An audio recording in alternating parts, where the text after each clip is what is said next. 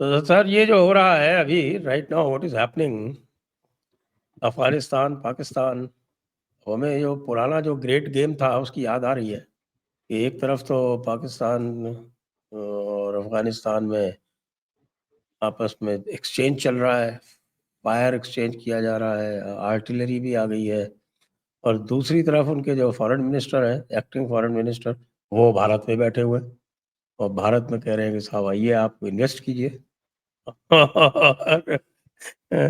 He is exhibiting great friendship, so much so कि उनका criticism होता है तो वो प्रेस कॉन्फ्रेंस में महिलाओं को भी बुला लेते हैं, तो showing great sensitivity not heard of in Taliban earlier. तो what is this new great game going on? ये 7 दिन का या 8 दिन का ये जो विजिट है, और इसके साथ में जो कुछ हो रहा है अफगानिस्तान पाकिस्तान बॉर्डर पे, इज इट कोइंसिडेंस और इट इज बाय डिजाइन? जी पहले before we begin on the serious issues, जो प्रेस कॉन्फ्रेंस की सेकंड टाइम और जो जी। लेडी जर्नलिस्ट उनके आगे बैठ के, see the interesting thing was it took question from the lady journalist. Hmm. He did not shy away from there, and there were accusations made कि पहले दिन आपने क्यों नहीं हमें अलाउ किया. And he clarified कि भी टेक्निकल इशू था, थोड़ा शॉर्ट नोटिस था, so there was a problem. But and then on women's education also he clarified. He said हमने बैन नहीं किया है, it's just postponed till we develop the facilities.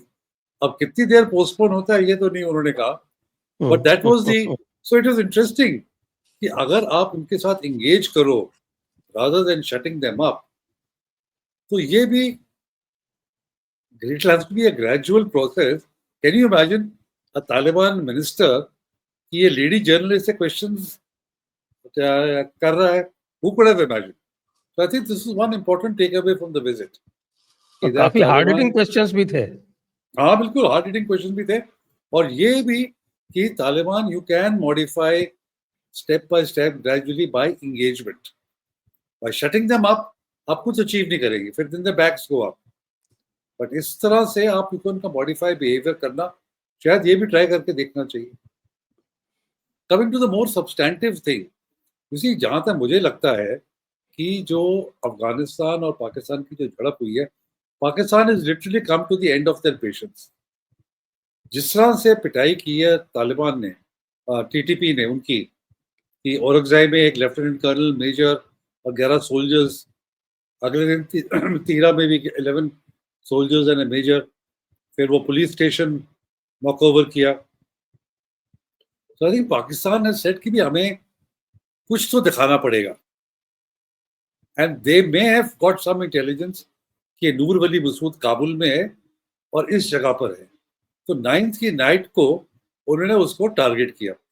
He was not there, उसके proof of life का audio अगले दिन आ गया था, और मुझे लगता है उसका जो बेटा था वो कैजुअलिटी बन गया है. सो अफगानिस्तान इमीडिएटली रिएक्टेड. तो इमीडिएट मुझे लगता है जो इश्यू था वाज दिस कि Pakistan is now bleeding so much. Pakistan को इतनी चोट पहुंचाई है टीटीपी ने कि डेस्परेशन में दे आर डूइंग समथिंग. और इसके next to that, whether this was timed with the visit of Muttaqi, Muttaqi के उसमें टाइमिंग की है, मुझे नहीं लगता. I think that is a coincidence. It was a collateral कि वो भी है, चलो वो भी उसी लपेट में आ जाएगा कि वो इंडिया जा रहा है, उसको मैसेज मिल जाएगा कि हमें ये पसंद नहीं है कि आप जाके तालिबान, हमने आपको पाला, हमने आपको बड़ा किया, हमने आपको 20 साल से पनाह दी है, और आप जाके हमारे दुश्मन के साथ हाथ मिला रहे हो, उनको क्लोज फ्रेंड कह रहे हो. तो there may be an element of that, but real मुद्दा ये है कि पाकिस्तान बुरी तरह से घायल हुआ है टीटीपी की एक्टिविटीज, और ये हेल्पलेस है. ये अपने आप को कुछ कर नहीं पा रहे टीटीपी के खिलाफ. जैसे एक जमाना था जब ये ज़रब अज़्ब एक्सरसाइज उन्होंने लॉन्च की थी आफ्टर पेशावर स्कूल के अटैक के बाद में, उस टाइम उन्होंने बहुत डैमेज किया था टीटीपी को, और टीटीपी कयानी को के टाइम पे। हाँ,